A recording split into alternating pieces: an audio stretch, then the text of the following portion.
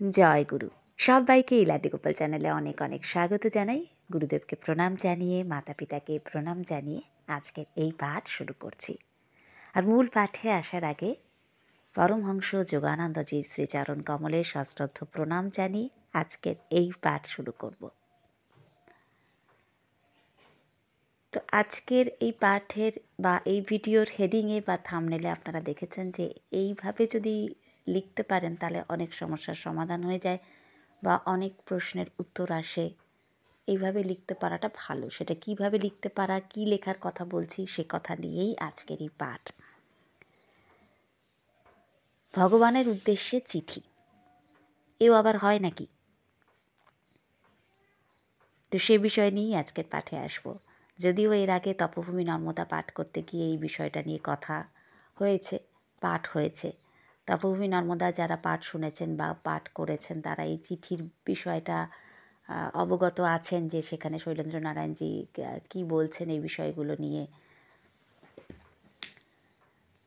এর আগেও মা নর্মদার কথা যখন পাঠ করা হয়েছে বা মা নর্মদার ওপর অন্য কোনো বই থেকে পাঠ এসেছে, তো সেখানেও এই চিঠি লেখার বিষয় বিহারীজির কাছেও প্রচুর চিঠি আসে। বিহারীজি অর্থাৎ শ্রী বৃন্দাবন ধামে যে বাঁকে বিহারীজির মন্দিরে বা বিহারীজির উদ্দেশ্যে আর কি প্রচুর চিঠি আসে। তো আপনাদের হয়তো মনে হতে পারে যে সেই চিঠি কি সত্যি বিহারীজি পড়ে? তা আগে আসি পাঠে, তারপর বাকি কথা হবে। আর আজকে এই পাঠ, আজকের এই ভিডিও মধু কথা ধর্ম প্রসঙ্গ এই যে প্লেলিস্টটা আছে ওই প্লেলিস্টের মধ্যে দেওয়া থাকবে এবং ওই প্লেলিস্টের লিঙ্ক এবং আরও কয়েকটা প্লেলিস্টের লিঙ্ক, অন্য ভিডিওর লিঙ্ক আজকের ভিডিও ডেসক্রিপশন বক্সে দেওয়া থাকবে। পাঠ করব শ্রী সনন্দলাল ঘোষ মহাশয়ের লেখা থেকে। তো লেখক শ্রী সনন্দলাল ঘোষ হচ্ছেন শ্রী শ্রী পরমহংস যোগানন্দের কনিষ্ঠ ভ্রাতা।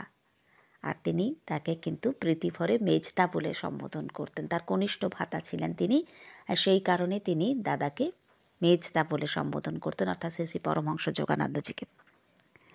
তো তার লেখাতেই আমরা পাই যে তিনি বলছেন যে মেজদার এই ছাত্রজীবন শুরু হয় গোরখপুরে।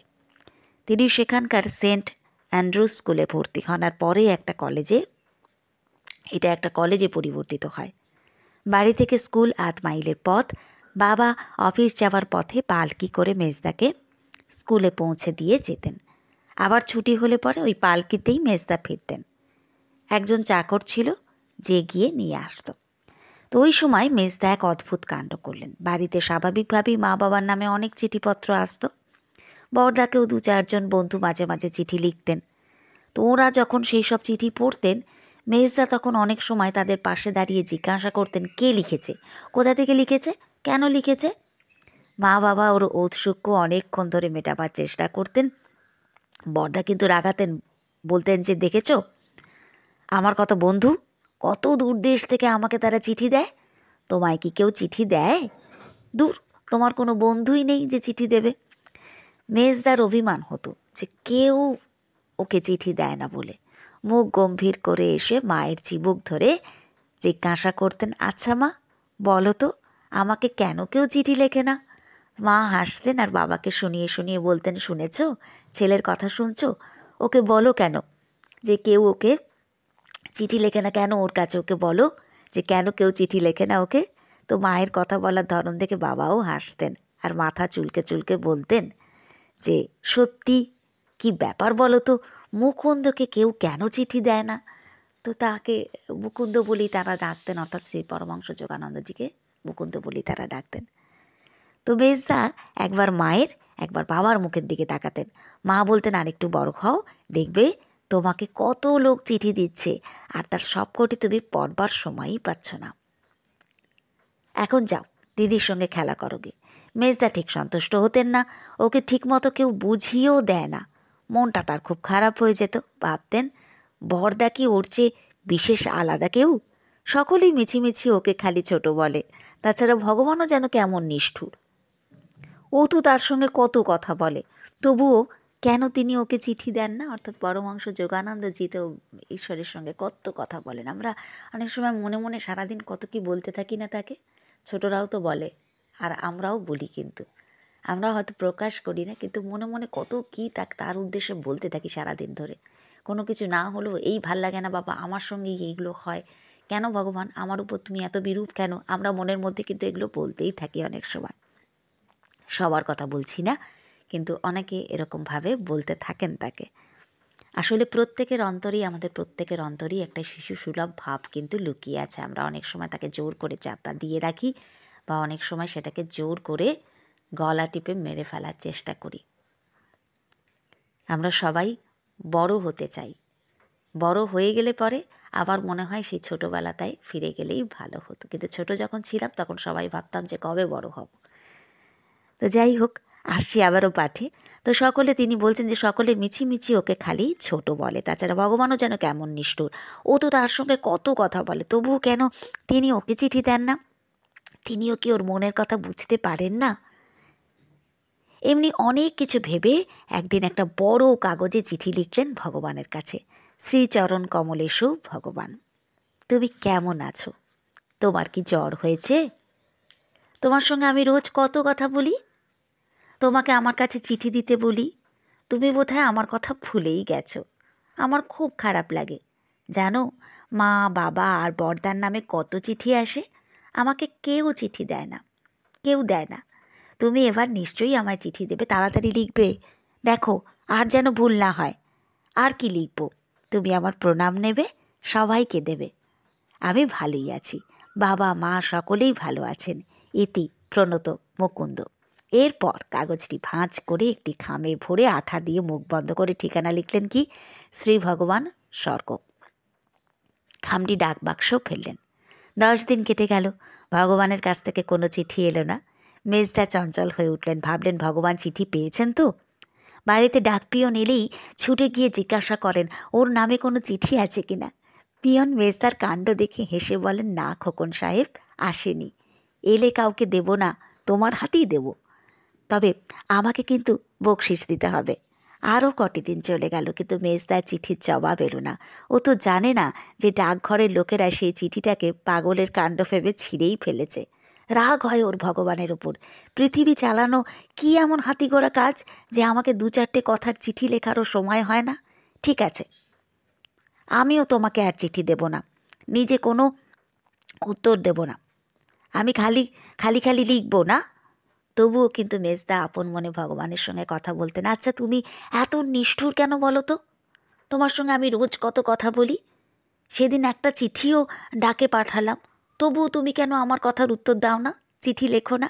এমনি করেই চলছিল তার দিনগুলো। একদিন রাতে হঠাৎ মেজদা দেখলেন যে আমাদের শোবার ঘরটি আলোয় আলো হয়ে উঠেছে। ভগবান সেই আলোয় ওর চিঠির উত্তর দিয়েছেন। এরপর কেমন এক শিহরণে ওর ঘুম ভেঙে গেল। মনে আর আনন্দ ধরে না। ঘুম থেকে মাকে তুলে বললেন সব কথা। মেজদাকে বুকে টেনে নিয়ে মা বললেন, আমি জানতাম মুকুন্দ, তোমার মতো অভক্তের কাছ থেকে তিনি বেশি দিন দূরে থাকতে পারবেন না। তোমার চিঠির উত্তর একদিন আসবেই।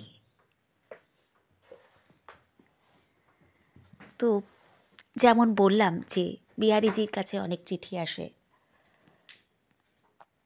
মা নর্মদার কাছেও অনেকে চিঠি লেখেন। আমি নিজে ব্যক্তিগতভাবে এই চিঠি লেখার এই কাজটাতে খুব বিশ্বাস করি। যখনই আপনি তাকে তাঁর উদ্দেশ্যে চিঠি লিখছেন, তখনই কিন্তু সেই চিঠি তাঁর পড়া হয়ে যাচ্ছে। আলাদা করে তাকে খুলে আর কিন্তু পড়তে হয় না। আমি যখন 11-এ পড়তাম, তো তখন মোবাইল ছিল না আমার হাতে, ল্যান্ডফোন ছিল। তবুও শ্রী গুরুদেব কিন্তু আমাকে চিঠি লেখার কথাই বলেছিলেন। তো যখনই মন কেমন করবে, যখনই কিছু জানাতে ইচ্ছে করবে, চিঠি লিখে ফেলবি। তা এই কথার ইয়েটা আমি তখন ধরতে পারিনি বা বুঝতে পারিনি। আমি ভেবেছিলাম যে মানে চিঠি পোস্ট করতে হবে। তো আমি জিজ্ঞাসাও করেছিলাম যে কোন ঠিকানায় পোস্ট করব, এই বাড়ির ঠিকানায়। তো তখন তিনি বলেছিলেন যে লিখবি না, লিখেই দেখ না। তো সেই কথাটার যেটা তিনি বলতে চেয়েছেন সেটা আজ বুঝতে পারি, যে চিঠি যদি তার উদ্দেশ্যে লেখা হয়, লিখে আপনি আপনার কাছেই যদি রেখে দেন, পোস্ট নয় নাই করলেন, তাহলেও তার কাছে পৌঁছে যায়। এই বিষয়টা নিয়ে আমার সাথে একটি ঘটনা ঘটেছিল। সেটা আমি এখানে বলছি না ঠিক কথাই, কিন্তু চিঠিটা লেখার আগে যে অবস্থার মধ্যে দিয়ে যাচ্ছিলাম, চিঠি লেখার পর অনেকটা রিলিফ বোধ করেছিলাম। কিন্তু সেটা একটা বেশ দীর্ঘ ঘটনা এবং 18 সালের ঘটনা। 18 সালের ঘটনা। তো সেই চিঠি লেখার আগের অবস্থা এবং চিঠি লেখার পরের অবস্থার মধ্যে তৎক্ষণাৎ একটি চেঞ্জ আসে। তো এরকম অনেকের ক্ষেত্রেই এটা শোনা যায় যারা এটা করেন। অনেক পরম্পরাতে অনেক মহাত্মারা এরকম নির্দেশ থাকে যে একটা বাক্স থাকে বা বক্স থাকে, সেখানে চিঠি লিখে প্রত্যেকের সমস্যা বা প্রত্যেকের কষ্ট দুঃখ সব কিছু এসে জমা করে দিয়ে যান। আবার যখন সেটা থেকে বেরিয়ে যান, হয়তো সেগুলো কেউই পড়ে না, কিন্তু যখনই লেখা হচ্ছে তখনই সেটা ঈশ্বরের কাছে পৌঁছে যায়, তিনিই পড়ে ফেলছেন। হয়তো সেগুলো আলাদা করে খুলে পড়বার দরকার হয় না, যে মুহূর্তে লেখা হয়ে গেল সেই মুহূর্তেই কিন্তু তার কাছে সেটা মেসেজটা পৌঁছে যায়। তিনি সবটাই বুঝতে পারেন বা সবটাই দেখে নেন। লিখতে লিখতেই তার কাছে পৌঁছে যায়, বা মনের যখন চিন্তাটা আসে তখনই, ভাবনাটা আসে তখনই তার কাছে পৌঁছে যায়। এবং এইভাবে অনেকেই অনেক সমস্যা থেকে বেরিয়েছেন। আমি কলকাতাতে মা নর্মদা মন্দিরে গিয়েও এই কথা, মানে আমি এই কাজটা করেছিলাম মা নর্মদা মন্দিরে যাওয়ার অনেক আগে। আমার নিজের মনে হঠাৎ শ্রী গুরুদেবী হয়তো এনে দিয়েছিলেন, তো সেই সময়। তো তারপরে আরও অনেকের কাছেই বলতে শুনেছি, সুমনাদির কাছেও শুনেছি যে মাকে চিঠি লেখার কথা, মা নর্মদাকে চিঠি লেখার কথা। তো অনেকেই অনেকের শ্রী গুরুদেবকে চিঠি লেখেন। অনেক পরম্পরাতেও এটা আছে যে লিখে ওই বক্সে দিয়ে দেওয়ার ব্যাপার।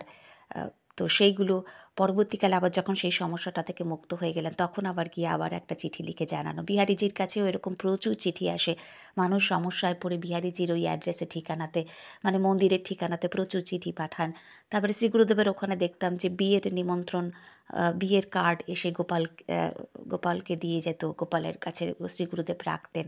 তো তাকে আগে মানে আসতে বলা হতো, তার কাছে আগে কার্ড আসতো, তারপর অন্য কাউকে পাঠানো হতো, দেওয়া হতো। তো এরকম আর কি। তো অবশ্যই তাকে চিঠি লিখে যায়। এই যে শ্রী পরমহংস যোগানন্দজি বলছেন যে তুমি কেমন আছো, তোমার কি জ্বর হয়েছে?